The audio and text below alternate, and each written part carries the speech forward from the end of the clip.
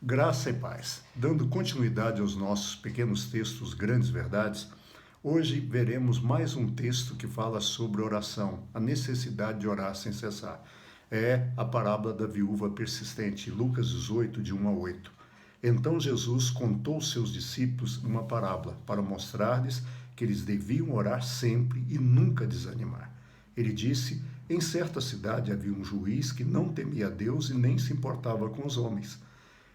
E havia naquela cidade uma viúva que se dirigia continuamente a ele, suplicando-lhe: faze-me justiça contra o meu adversário.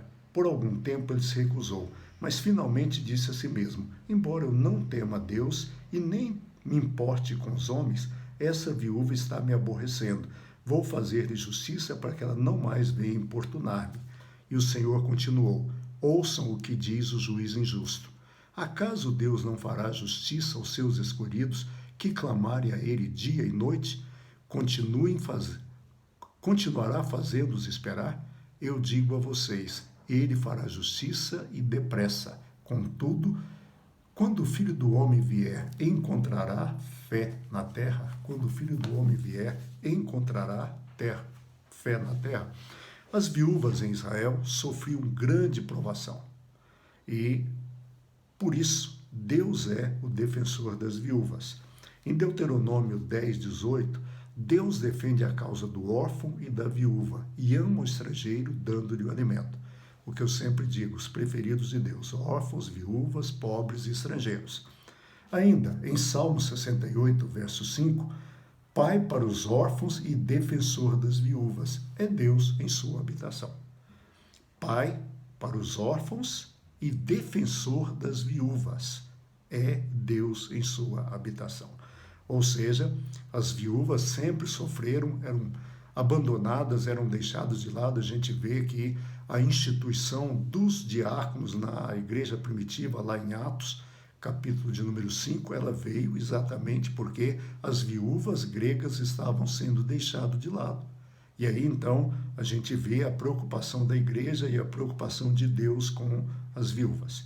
E nessa parábola, tinha uma viúva que ela se dirigia diretamente ao juiz. E como ela era moradora da cidade, ela sabia que aquele juiz era assim, que ele não temia a Deus nem respeitava a opinião de ninguém.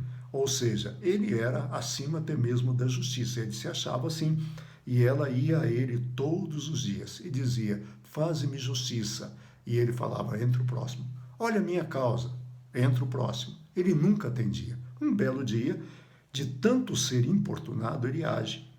Ou seja, de tanto ver aquela mulher dizendo: faze-me justiça, ele resolve fazer.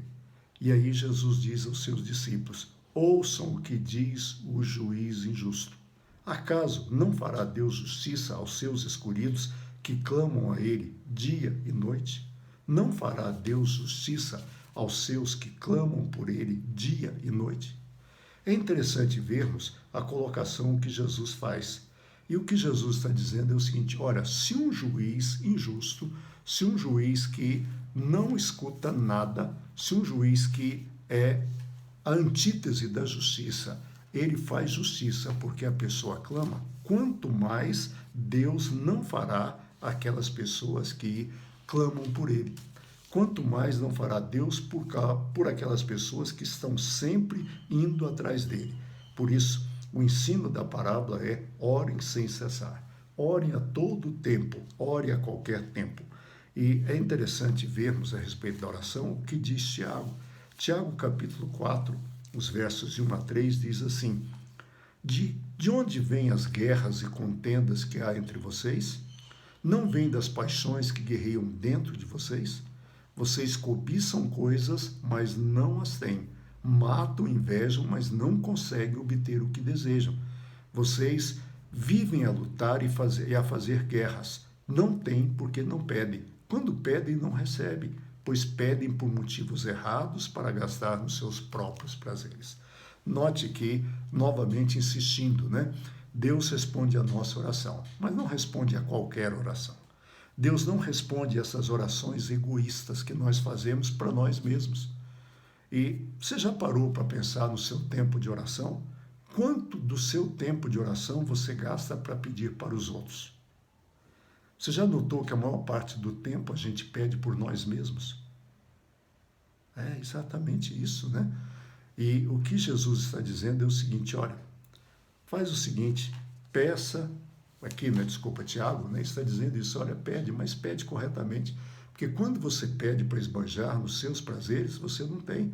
Outra coisa que chama a atenção aqui em Tiago é de onde vêm as guerras e contendas que há entre vocês, não vêm das paixões que guerreiam dentro de vocês. Nós sempre queremos achar o culpado, né? Ver quem, e o culpado somos nós.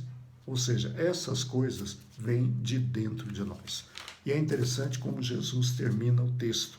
A conclusão do texto que Jesus nos dá em Lucas 13 é algo fantástico, né? Jesus termina o texto, desculpa, em Lucas 18, Jesus termina o texto com a seguinte indagação. A indagação de Jesus é: quando o Filho do Homem vier, encontrará fé na terra?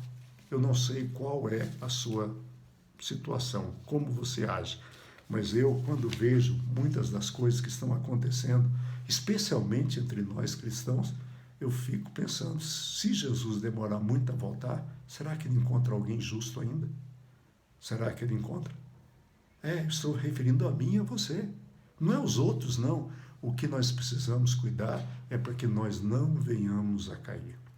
E aquilo que Paulo nos diz é essencial. Aquele, pois, que pensa estar de pé, cuidado, não caia.